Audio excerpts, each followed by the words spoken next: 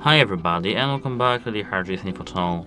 Today I'm going to tell you how you can easily fix that your device Sony theater is so quiet.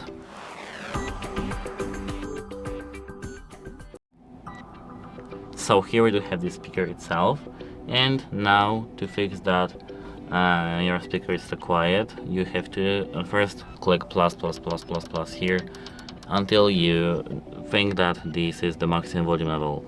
It should work. If it didn't work for you, you have to do a hard reset and fully charge your speaker. To do a hard reset, you have to hold the Bluetooth button and minus button at the same time for 5 seconds.